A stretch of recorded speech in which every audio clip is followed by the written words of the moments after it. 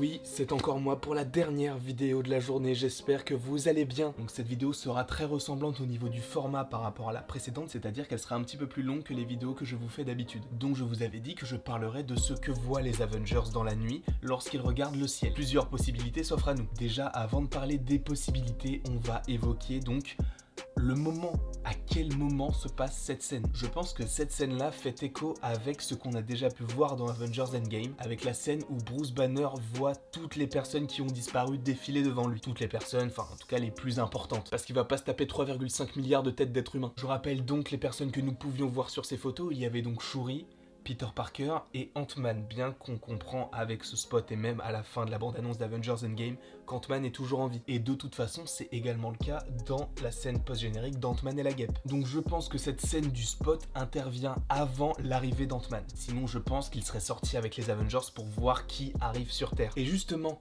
qui pourrait arriver sur Terre? Alors la première possibilité que je voulais vous proposer, c'est tout simplement la présence de Tony Stark qui, pour moi, n'est pas une possibilité. En tout cas, pas Tony Stark seul. Parce qu'on avait laissé Tony Stark dans la bande-annonce d'Avengers Endgame très mal en point, avec très peu de chances de survie. Il disait lui-même qu'il n'avait plus de nourriture et bientôt plus d'air. Et sachant également qu'il est à la dérive dans l'espace, je ne le vois pas arriver comme une fleur sur Terre, faire comme si de rien n'était, et d'expliquer tout ce qui s'est passé sur la planète Titan. Donc par rapport à ce qu'on a vu dans la première bande-annonce, ça ne peut pas être Tony Stark seul. C'est possiblement Tony Stark, mais avec quelqu'un. Quelqu'un qu'il aurait rencontré dans l'espace et qui aurait pu l'aider. Qui pourrait donc être Captain Marvel. Cette possibilité, je l'ai déjà évoquée dans une précédente vidéo, n'hésitez pas à aller la voir si ça vous intéresse, je ne vais pas non plus répéter ce que j'ai déjà dit, vous n'avez qu'à la voir. C'est donc la première possibilité, Tony Stark avec l'aide de Captain Marvel qui réussit à retourner au QG des Avengers sur la planète Terre, parce qu'elle a reçu le petit message de Fury. Après, autre possibilité, ça pourrait être juste Captain Marvel seule, et donc qu'elle n'ait pas rencontré Tony Stark dans l'espace, mais qu'elle arrive seule après avoir reçu le message de Fury comme dit précédemment, et qu'elle va donc à la rencontre des Avengers. La troisième possibilité n'est pas ultra intéressante, mais ça pourrait faire sens, c'est que Thor est parti lui-même dans l'espace pour essayer de retrouver Thanos,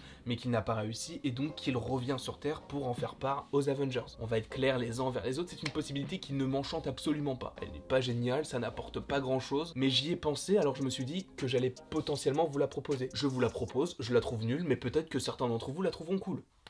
Libre à chacun. Mais même si cette possibilité peut sembler nulle, elle peut faire sens par rapport au fait que Thor, lui, essaye de retrouver la moitié des Asgardiens qui a survécu pour ainsi les ramener sur Terre, comme il l'avait dit dans Thor Ragnarok. Et c'est là où la possibilité la plus intéressante serait que ce qu'il regarde dans le ciel, c'est un vaisseau asgardien qui arrive. Pour moi, ce que les Avengers regardent dans le ciel, c'est tout simplement le vaisseau des Asgardiens qui ont réussi à survivre lorsque Thanos récupère le Tesseract au début d'Avengers Infinity War. Et cette possibilité pourrait fonctionner dans le sens où lorsque Thor et Rocket arrivent là où c'est un petit peu la campagne, lorsqu'il sort de cet avion ou de ce vaisseau, par la conception de ce vaisseau, ça n'a pas l'air humain, comme j'ai pu le dire dans la vidéo précédente. Donc comment est-ce que Thor aurait pu trouver un vaisseau pareil? Pour moi, c'est tout simplement le vaisseau des Asgardiens qui sont arrivés sur Terre. Et que donc cette séquence sur la quête de Thor et de Rocket ne soit pas liée uniquement à Thor et à Rocket. C'est-à-dire que Valkyrie pourrait également faire partie de cette quête. Après, vous allez me dire que dans le spot, on ne voit que Captain America, Black Widow, Bruce Banner, War Machine, Rocket,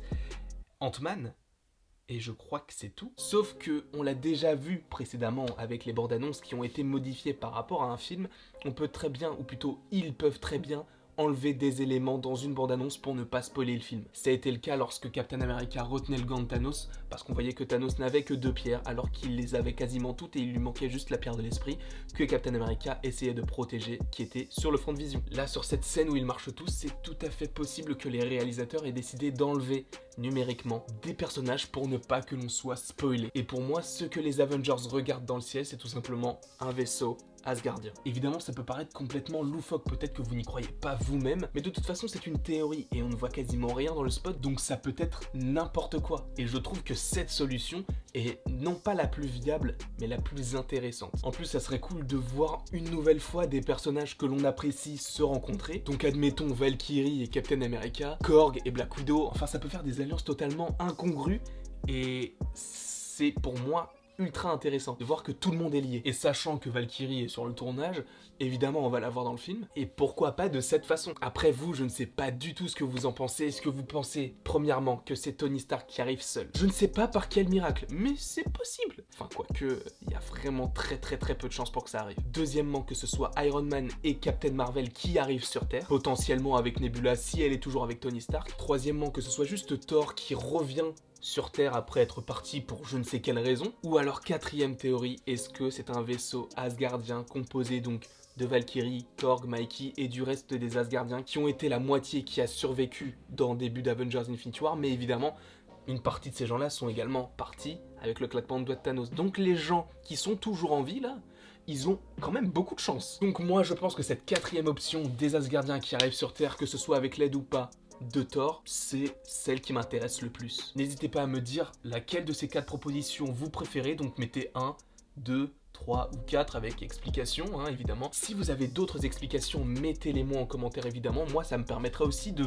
voir les choses sous un nouvel angle, s'il y a des choses que je n'ai pas vues ou des choses que je vois différemment que vous. Donc n'hésitez vraiment pas, moi ça me fait toujours plaisir. N'hésitez pas non plus à aimer, à partager et à vous abonner, ça me ferait vraiment très plaisir.